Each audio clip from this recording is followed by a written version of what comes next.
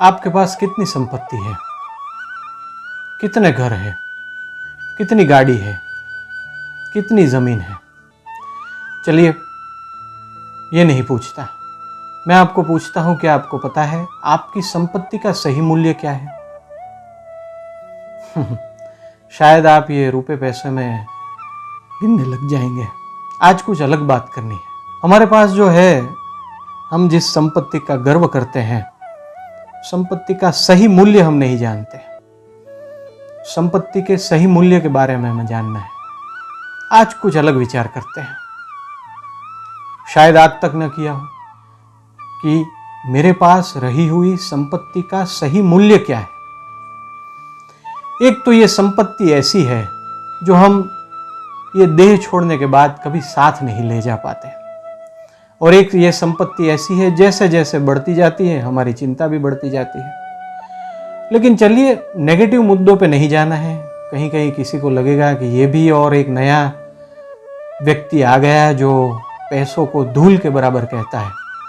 मैं तो कुछ अलग विवेकी बात कहने जा रहा हूं। ईरान का एक बादशाह था जिसको अपनी संपत्ति और साम्राज्य का बहुत गुमान था। उसके आसपास के लोगों ने उसको समझाने का प्रयत्न किया कि भाई, ये गुमान करना रहने दीजिए, नहीं, बादशाह सलामत, ऐसा मत कीजिए। लेकिन अहंकार में उसको सिर्फ अपने ही बातें सही लगती थी।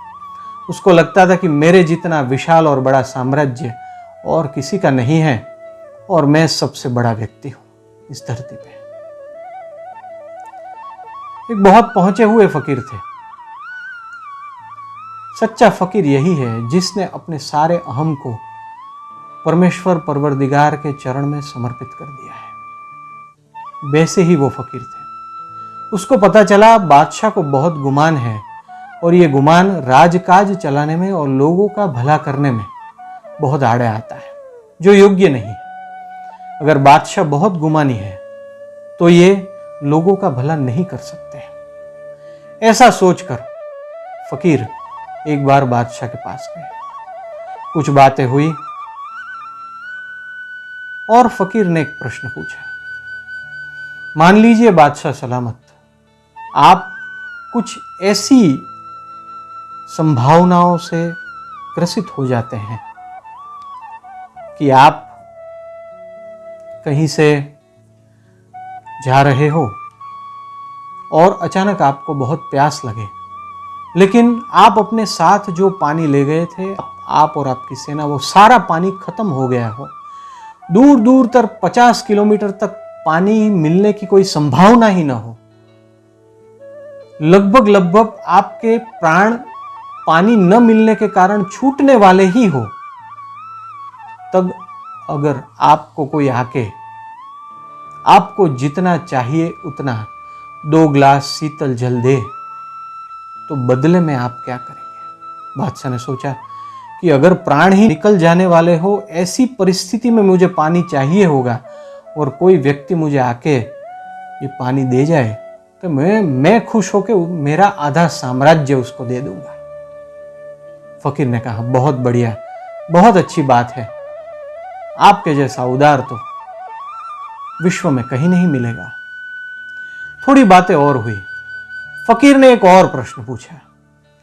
सचमुच तो फकीर पूछ नहीं रहा था, बता रहा था, लेकिन बादशाह को अभी स्ट्राइक नहीं हुई थी, लाइट नहीं हुई थी दिमाग में। फकीर ने दूसरा प्रश्न पूछा। मान लीजिए बादशाह सलामत कि ईश्वर करे न करे आप ऐसे रोग से ग्रसित हो जाए जिसकी कोई दवा ही न हो। आप हफ्तों महीनों इस रोग के कारण तड़पते रहे, और आपको कोई उपाय ही न मिले, इसकी कोई दवाई ही न मिले, और आप लगभग अत्यंत पीड़ा के साथ मृत्यु के समीप पहुंच जाए। सभी वैद्य सभी हकीम के प्रयत्न निस्तेज निष्प्राण हो जाए। ऐसी परिस्थिति में आप आ जाए और अचानक कोई आपको आगे संजीवनी जैसी बूटी या तो उसकी दवाई एक पड़ीके में आके दे, तो आप क्या करेंगे? बादशाह सलामत ने फिर सोचा कि अगर मैं हफ्तों और महीनों से पीड़ा भुगत रहा हूं और अगर प्राण छूटने की दशा आ रही हो और वो कोई व्यक्ति आके मुझे रोग की छोटी सी दवाई दे जाता है और मेरे प्राण बच जाते हैं, तो मैं उसे भी अपना आधा साम्राज्य दे दूंगा। फकीर ने कहा, बादशाह सलामत, आपके जितना उदार तो कोई नहीं है। आप तो बहुत महान हैं, आप बहुत बड़े हैं, लेकिन मैं बड़ी विनम्रता से आपको एक बात बताना चाहता हूं। बादशाह ने कहा, बताइए। फकीर ने कहा कि हे बादशाह, विवेक से सोचिए कि आपके पूरे साम्राज्य की कीमत क्या है। जिस साम्राज्य पर आपको इतना गुमान है, जो समझते हैं कि जिसके जितना मूल्यवान साम्राज्य और बड़ा साम्राज्य विश्व में किसी का नहीं है, उसकी कीमत 2 पानी के गिलास और 1 दवाई की पड़ी की जितनी है। बादशाह के भीतर का विवेक जाग गया। वो सोचने लगा, फकीर सही कह रहा है। अगर मित्रों ये कुछ पुराने बादशाह का बहुत बड़ा साम्राज्य भी, उसकी कीमत भी 2 पानी के गिलास और 1 दवाई की पुड़िया बराबर है, तो मेरी और आपकी संपत्ति का सही मूल्य क्या है?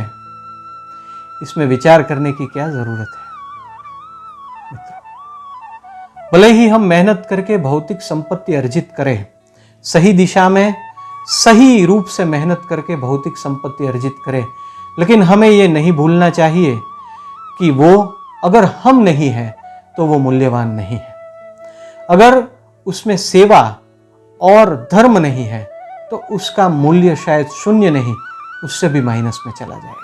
और जब हम नहीं रहेंगे तब तो उसका कुछ भी मूल्य नहीं होगा। चलिए, उस बादशाह की संपत्ति का मूल्य तो हमने जाना। आज ये जो विचार है हमने करना शुरू किया है, उस विचार में ये भी जरा सोचे कि हमने आज तक पूरे जीवन दौड़ भाग करके, मन शांत करके जो भी इकट्ठा किया है, उसका सही मूल्य क्या है और वो हमें कितना सुख दे रहा है। ये तो व्यक्तिगत रूप से, निष्कपट भाव से, आंतरिक रूप से नंगा होकर विचार करने की जरूरत है।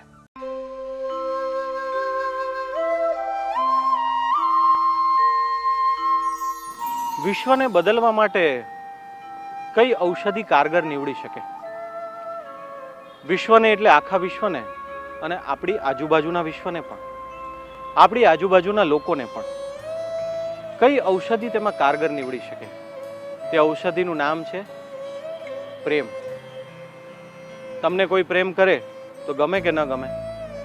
ગમે જ. તો આપણે બીજાને પ્રેમ કરીએ તો એને ગમે. પણ આપણું તો કેવું છે, આપણને આપણા સિવાય બાકી બધા નકામા લાગે છે. એમ લાગે છે કે હું જ કામનો અને બીજા બધા નકામા.